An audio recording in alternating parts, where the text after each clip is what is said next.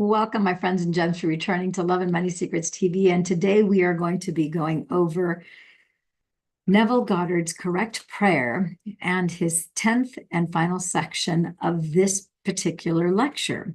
So let's go ahead and get started. Let me share this with you right now. And let's see. Correct prayer. Here we go.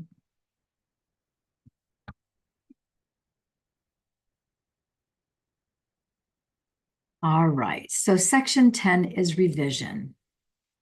Neville mentions that if he is to be remembered for anything, that would be most likely to be for the exercise of revision. Revision is simply changing your memory of an event in your life. The idea is to take a memory of a negative physical event and convert it into a positive imaginal event. So revision, also popular in the NLP world and given to us by Seth, works by supplanting a memory with an equally valid imaginal event. In the evening, review all the episodes, events, conversations, and meetings of your day. As you recall them, rewrite those you wish changed. This is done by revising the event, conversation, or meeting. Revise each scene until it becomes so real you feel you are actually experiencing it. You will discover that as you revise your days, your tomorrows change. People who disappointed you today will encourage you tomorrow because you have changed their nature. Having changed the seeming other, he will bear witness to the change which took place in you. What's next? You've gotten everything you thought you wanted in life and still feel something is missing in your life. So as long as you were born of the flesh, you have to suffer. This is the way of the flesh. Do not try to improve your life. You're making a big mistake, for there is no question about it. If you use positive thinking and use your mind, you may appear to improve your life. But remember, this world in which you live is a world of duality. For every up, there is a down.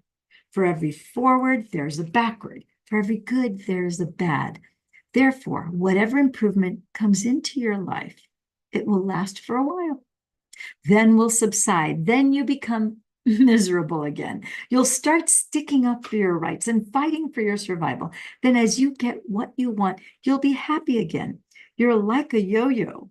You go up and down, up and down. And no matter how much I talk to you about this, you're going to keep on doing this.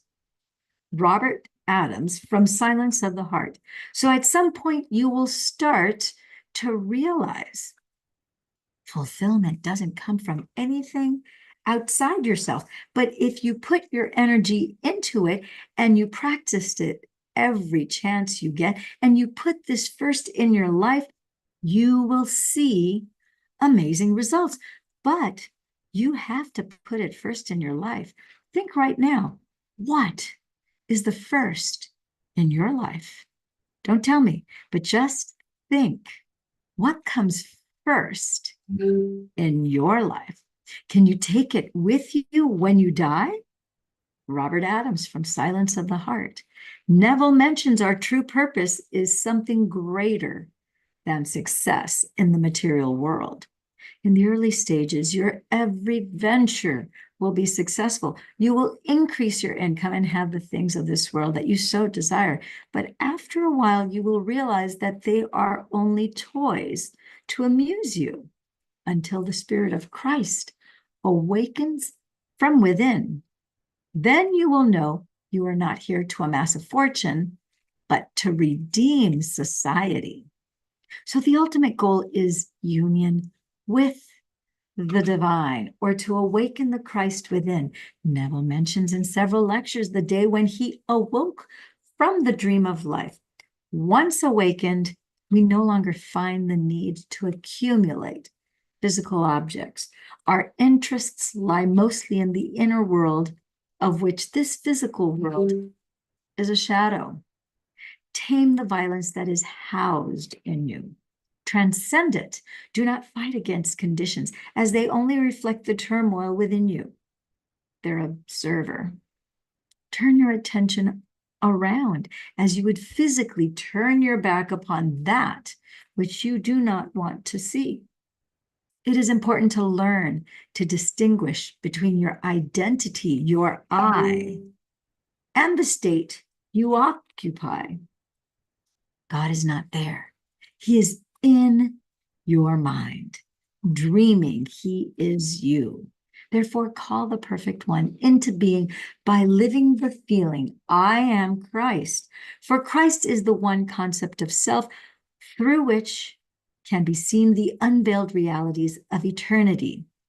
Instead of believing in God or in Jesus, believe you are God or you are Jesus. Neville, I am. Neville has something in common with the great Indian tradition of Advaita Vedanta, which is I am.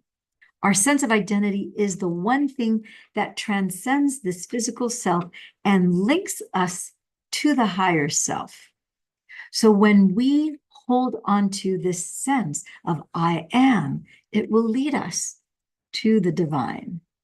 Attention must be turned from outward through the physical senses to back inward towards the divine self.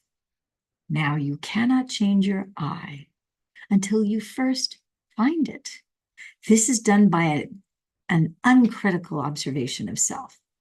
The discovery of yourself, your I, is essential, for it is the sole cause of everything you observe.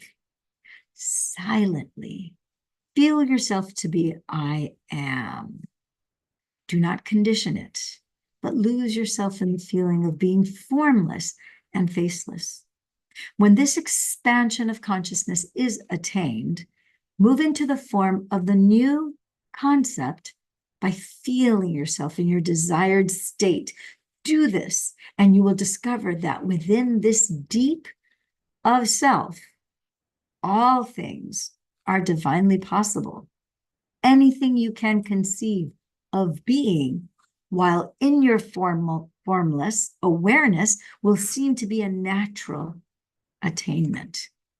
Our usual attitude is of I am this, separate, consistently and perseveringly the I am from this or that, and try to feel what is means to be, just to be, without being this or that. Nisargadatta, Nisargadatta Maharaj. In order to catch that which is beyond your present consciousness, you must launch into the deeper waters where your desires swim. This is done by taking your attention away from your present problem or limitation and dwelling upon just being. Say to yourself over and over again, I am, I am, I am. Do not condition this declaration. Just feel yourself to be. Persist until you slip the anchor that binds you to your problems, and you will move out into the depth of their solution. Unconditioned consciousness is God, the one and only reality. By unconditioned consciousness is meant a sense of awareness, a sense of knowing that I am, apart from knowing who I am. The consciousness of being, divorced from that which I am conscious of being. Neville, the catch-all state.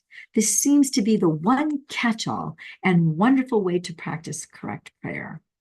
Just assume an ecstatic state. Remain in this state, then your outer world will reflect this state. During the course of a day, I may imagine many things, but instead of imagining lots of small things, I would suggest that you imagine something so big it includes all the little things. Instead of imagining wealth, health, and friends, imagine being ecstatic. You could not be ecstatic and be in pain. You could not be ecstatic and be threatened with a dispossession notice. You could not be ecstatic ecstatic if you were not enjoying a full measure of friendship and love. Ecstatic. So what would the feeling be like? Were you ecstatic without knowing what had happened to produce your ecstasy? Reduce the idea of ecstasy to the single sensation. Isn't it wonderful? Do not allow the conscious, reasoning mind to ask why, because if it does, it will start to look for visible causes, and then the sensation will be lost. Rather, repeat over and over again. Isn't it wonderful? Suspend judgment as to what is wonderful. I hope you have enjoyed reading this lecture by Neville Goddard. So thank you for tuning in, tapping in, and turning on to this episode of Love and Money Secrets TV.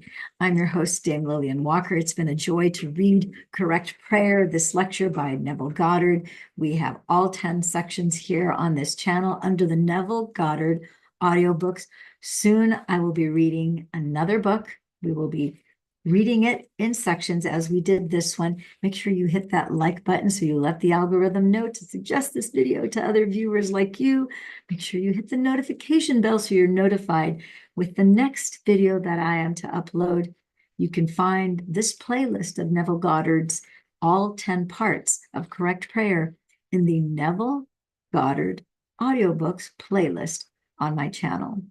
In the comments below, let me know what you loved best about Correct Prayer. What were the things that were ahas for you? What was your big takeaway? Did you have a big takeaway? I sure hope so, because I know that every time I read Neville, there's always a nuance that I pick up the next time around that I didn't the previous time. All right, my friends and gems. As always, mwah, and ciao for now, my friends and gems.